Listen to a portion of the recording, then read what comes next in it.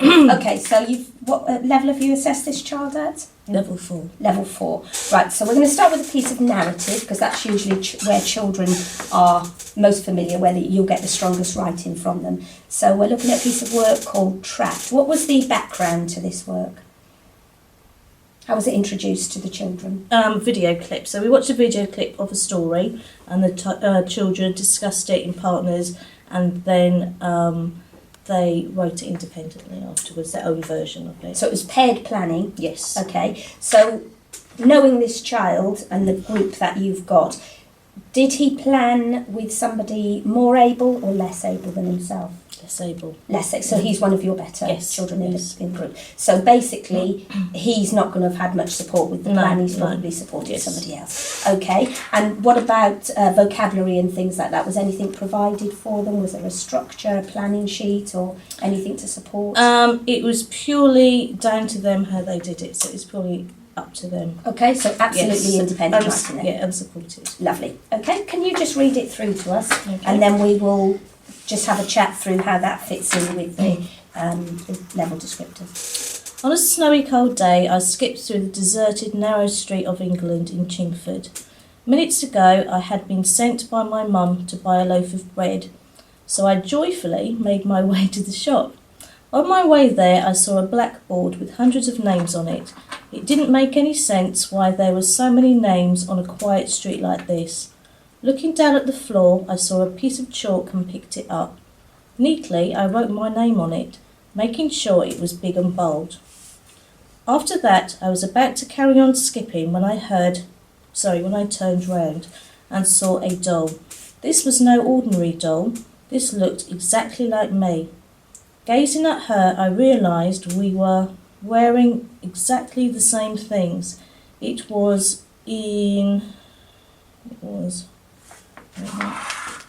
he's tried to add some extra in,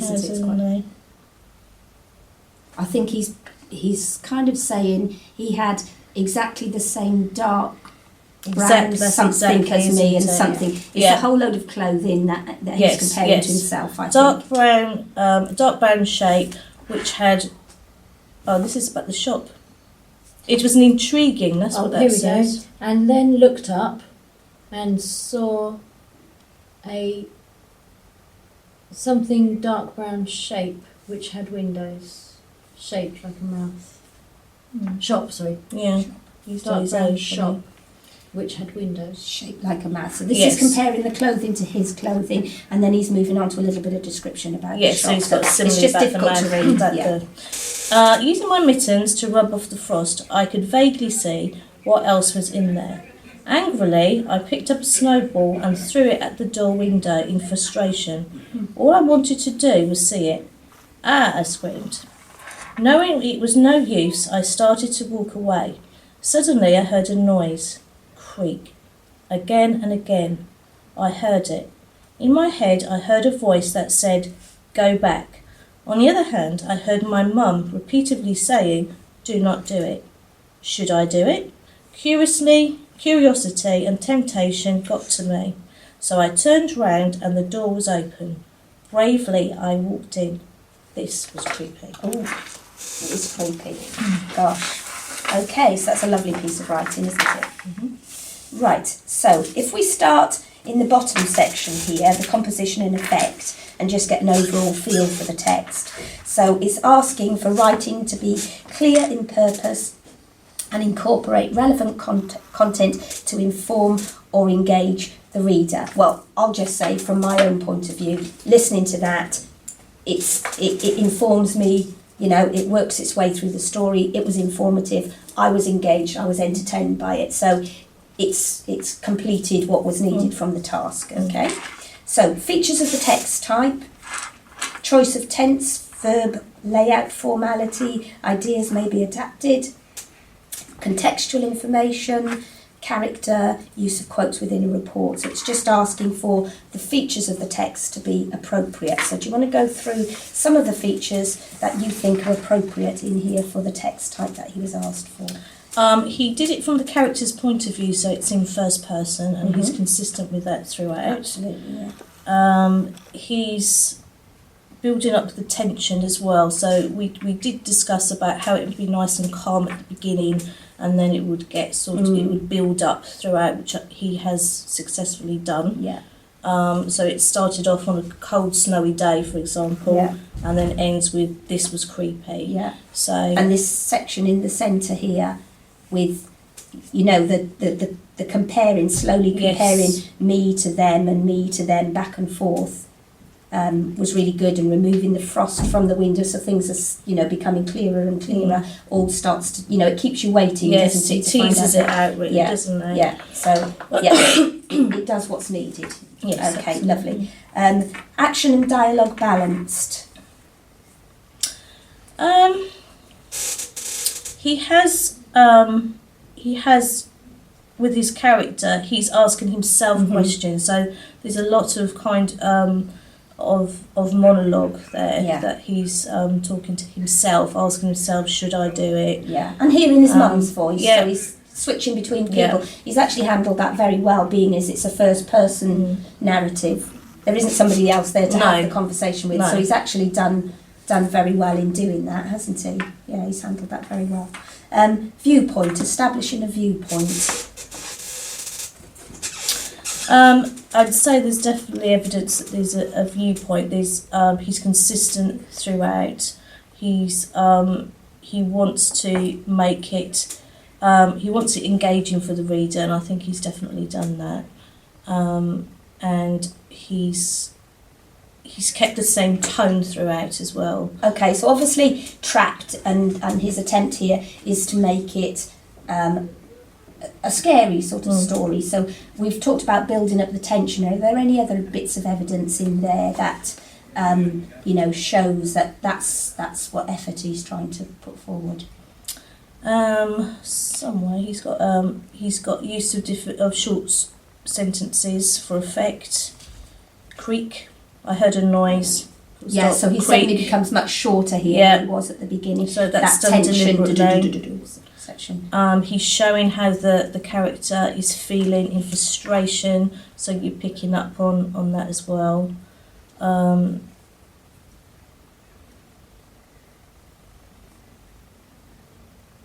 So again, you've got the rhetorical question: should I do it? So you're putting that idea in the reader's head as well. And what should I do? Yes. Just to engage the reader, and then curiosity and temptation got the better of me. Is fantastic, isn't it? That he just couldn't resist, and he's got to go in there. So that's really nice, isn't it?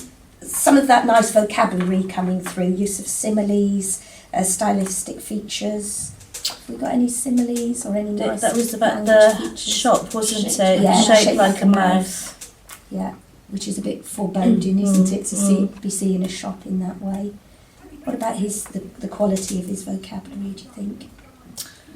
Deserted street is very nice. He's making deliberate word choices, I would say. But vaguely. Frustration. Curiosity, temptation.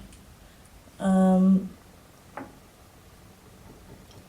the way he's phrased things as well, knowing it was no use. I started to walk away rather than I started to walk away. Yeah. Yeah, I think there's some nice vocabulary in there, isn't it?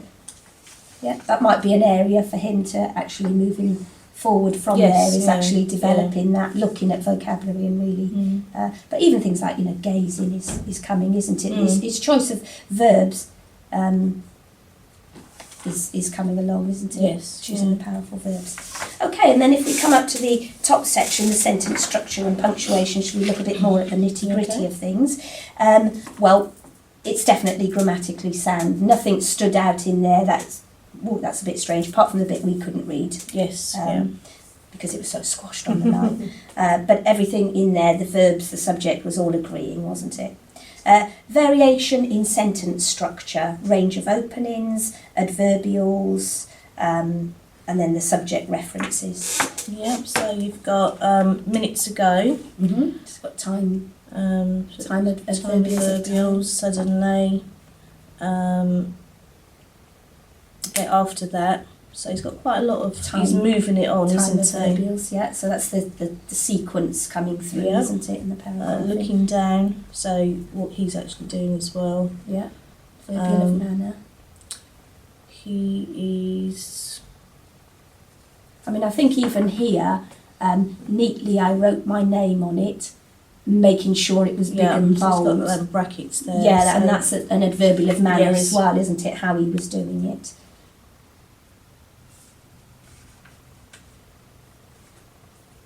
You've got lots of different openers actually, haven't you? You've got the gaze in, you've got LYING using my openers. returns. Yeah, Angrily, I. yeah. You've got embedded clauses in here, which had windows shaped like a mouth. Yep. You keep coming back to that, don't you? Yes. Yeah. Do you like that one, don't you? Yeah. Okay, so there's quite a variation Yes. in there of sentence structures.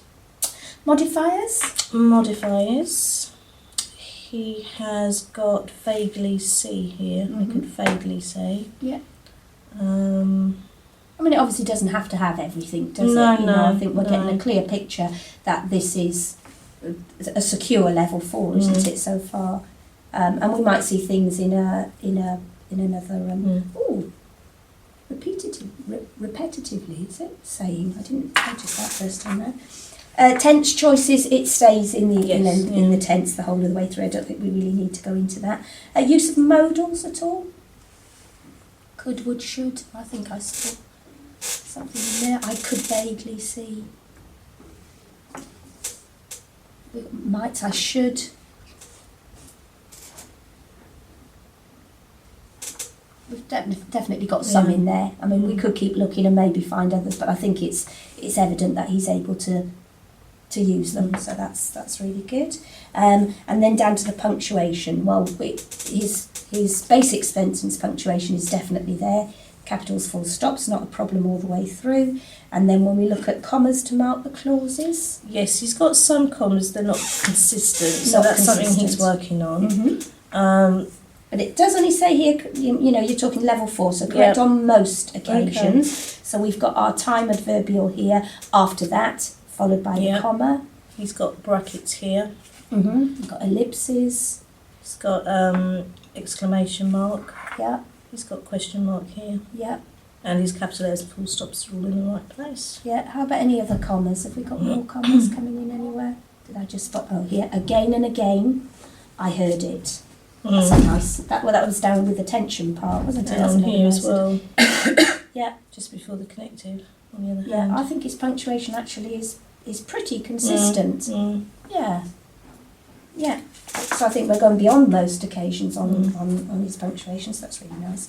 Appropriate opening and closing may be linked.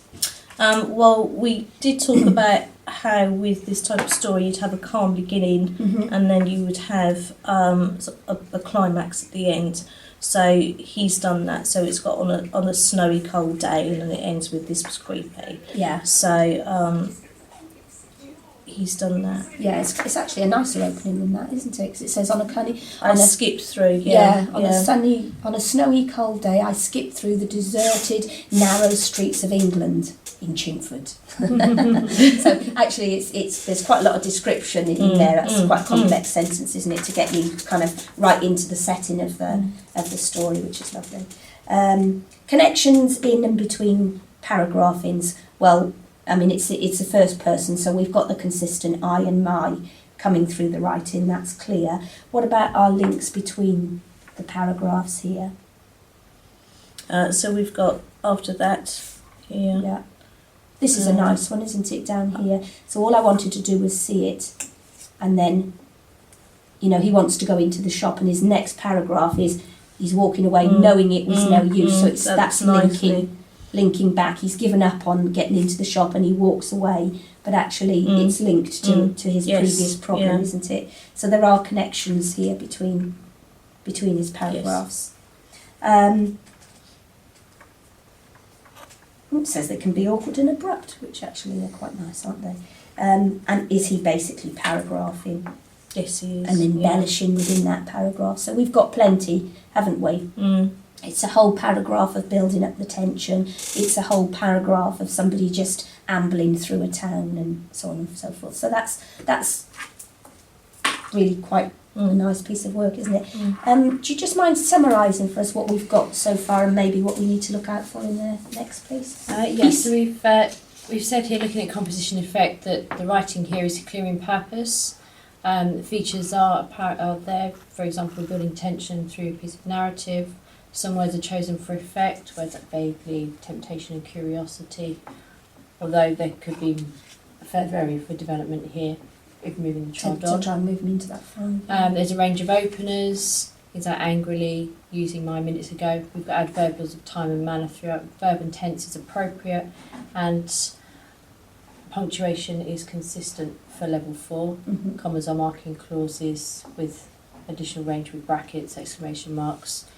We've got connections between paragraphs which are maintained, for example, use of pronouns, use of time openers, and paragraphs are extended and developed. Okay, lovely. Right, so have you got maybe something non-fiction that we could compare against Yeah. that?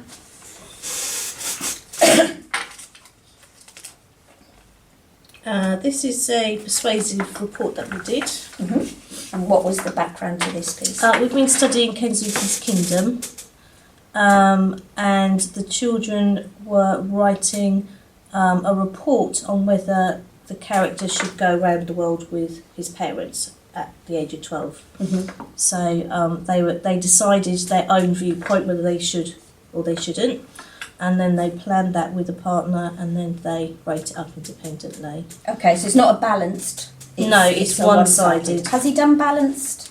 Not yet. That's Not yet. something that he will need to do. Okay. Yes. Yeah. Yeah. So this is a piece from January, so Yes. there's plenty of time to be developing Yes. this. Right. Okay. So if you can read this. Oh, sorry. So he's written this independently with a partner. He's written it independently. Something that he was told before, or work that we did in our VCOP sessions, were looking at high-level connectives and explaining points. So that's something that Okay. we did beforehand. But while he's writing this piece, are those high-level connectives available No, to him? no. So he has internalised them and Yes, used this them. is so they- totally independent. Okay, yes, and there's yeah. no other additional No. supports up, all right? Okay, No. lovely. So so again, the vocabulary has to come from him. Yes, So, yeah, yeah. lovely. Thank you. Currently, Year 6 are reading Kenzuki's Kingdom by Michael Robergo. In Chapter 1, the character Michael, aged 11, is going to travel around the world with his parents for a year. Passionately, I believe this will improve his life, due to the fact he will learn and experience new things. Strongly, I am convinced that this is an amazing theory as well as an once in a lifetime opportunity. Therefore, why shouldn't they go? Firstly, I would like to discuss the fascinating experience they could have. Amazingly, they will get to see incredible views or even explore new environments. What could they want more? They would have lots of fun since the boat is incredibly big. Even though they will have a fresh start and will save an incredibly gargantuan amount of money, Incredibly. he likes his modifiers, this would be an intelligent, wise choice. Secondly, I would like to add that they will, is Mr. Word out there, they will learn new things, such as new languages. Consequently, they will be able to talk to other people. Moreover, they will learn. They will learn new different cultures. different cultures. Yeah. If they were to make this wise choice, they could learn to catch fish. Furthermore, learn to sail. Despite they will learn all that, they will learn how to swim. As a result, they will get stronger and fitter. They will be able to have unlimited fish, which will provide vitamins to help the brain function. Thinking of everything. All in all, this will bring a happier family, and they will benefit by making this brilliant choice. What could be better than this? I hope they consider this proposal. Okay, so the intention was to write a persuasive piece. He's obviously wants them to go, and it's quite clear through that piece of writing what his opinion is. He's done what it asked for on the tin. And I can see he has swallowed connectives. Absolutely. So whatever the list was, he's taking it on board, isn't he? And his so he's still kind of at the stage when you look down here, despite they will learn all that. He needs to consolidate. Well, he's kind of doing it. Control of No, everything. he's sort of doing it by numbers, isn't he? Which is obviously the stage. He's learning. Yeah. So which is where, although he's working really well into the 4, what's preventing him being that 5 is it's kind of still by numbers, isn't it? It's not that. It's not coming naturally to him. Yeah. But it's a very nice and persuasive piece, isn't it? Right, okay, so from this, it's quite clear viewpoint is there, so we don't need to really look at that. That's backed up again. I heard modifiers coming through. Oh, yes, We all heard galore, modifiers coming through. Another thing I noticed again, just very, very briefly, is I could hear the coulds and the woulds and the shoulds. They just happened to hit me as... You know, certain things hit you when you're hearing it, so I don't think we need to look at that. That was clear as it came through. Secondly, I would like what could they want more. So you know, your modal verbs are in there, and we won't look at connectives either. No, I think he's got that one. Is there anything that we didn't pick out from last time? Do you know? We summarised pretty much everything when we looked through here, whether it was because when we're looking at links, as you say about connectives here, we're saying that he's using them, but they're secondly, not as consolidated as we want yet. We have got a nice opening that is more linked to the closing. To the closing, in this particular example. It's kind of an easier way to do it when you're doing this style of writing, absolutely. isn't it? Which is clearer here. Yeah. I think there's quite a bit of engaging the reader too, isn't there? There's a few questions coming through. The use of the rhetorical question does pull the reader in all the way through here. Again, it's another part of the features of the text. Yeah. Do you want to just go through on this what you think the strengths of it are, what you think he really offers in this piece? Maybe if we looked also at his vocabulary that he uses, because that was something we were saying last time, his choice of vocabulary maybe. I think he's really thinking about the start of his sentences to engage the reader. So he's got the viewpoint there coming across. The tone is definitely, there consistently. Passionately, I believe. Strongly, I am convinced. He's got the using the correct vocabulary, isn't it? Like to discuss, hope they consider. It's very formal. Yeah. Very much different to the creative piece that we've just looked at. And that persuasive vocabulary, it's fantastic experiences, incredible views, wise choice, all of this. I know he's got incredibly gargantuan amount of it, a bit OTT, but that sort of persuasive vocabulary of everything being marvellous to back up what he said. It's all positive, that kidology sort of stuff is coming through, isn't it? Paragraphing is good and clear. He's got the links there in between, firstly, secondly, all in all, quite a nice way to finish. Yeah. And again, it's linked, the start is linked to the conclusion as well. I mean, I particularly like this one where he's actually trying to give both sides here without even being asked. So when you're going to go into your balance, be ready so he's got the, even though this is going to cost a gargantuan, huge amount of money, it's about the experiences they'll get for that money. So he's kind of got within that sentence a double-edged sword sort of thing. So he's starting to do what you haven't even asked for, isn't he? That's really good. So that's really nice. Okay, I think we're in agreement that he's, in his literacy books here, he is a secure level 4. And, let's get his vocabulary moving up and moving on. Shall we have a look at his cross-curricular work? Yes. Okay, do you want to? Okay, so this is a piece of science that he's done, and it is not up to the same standard as his literacy. So this is something that he needs to, and I need to be pushing that it's reflected in the same way. So getting that across to him that literacy skills are literacy skills, and we use them. Yes, it's not just in separate. Life, not just, it's not a separate thing. So this was done as part of our science on electricity, and he was writing up what we had done in class. So he's got, I think that electricity is a power that produces light, TV and more electrical gadgets.